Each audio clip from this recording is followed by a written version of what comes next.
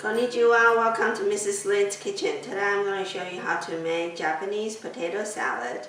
Japanese potato salad is different from American potato salad mainly due to the ingredients that goes into this dish. Today I'm going to show you my mom's version of Japanese potato salad, which I have been eating since I was a kid. So let's get started. Here is the ingredients overview. One of the main differences between the Japanese potato salad and the Western version is the use of Japanese mayonnaise. Japanese mayonnaise is sweeter and creamier and has a thicker texture compared to the Western mayonnaise. The most popular brand of Japanese mayonnaise is Kewpie, and you can find it at any Japanese and Asian supermarket or purchase on Amazon. Let's prepare the ingredients. In a pot of water, boil the egg for 10 minutes. Once the egg is cooked, peel the shell and cut into big chunks.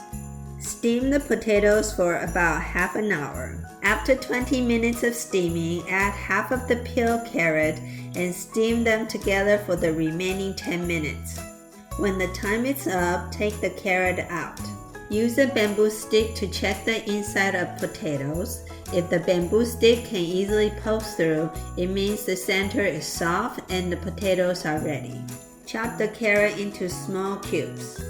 Thinly slice the cucumbers. Sprinkle with salt and mix well. Let the cucumber sit for 15 minutes. After 15 minutes, squeeze out the juice as much as possible. Peel the apple and cut into small cubes. When the potatoes have cooled off, peel off the skin. Transfer to a large mixing bowl. Cut the potatoes into big chunks so you can smash them easily. First, add corn, apple, carrot, pineapple, and green peas. Mix everything together. Next, combine cucumber into the mixture. Now, add the Japanese mayonnaise and mustard. Sprinkle with some salt and pepper. Mix well. Lastly, add the egg and mix one last time.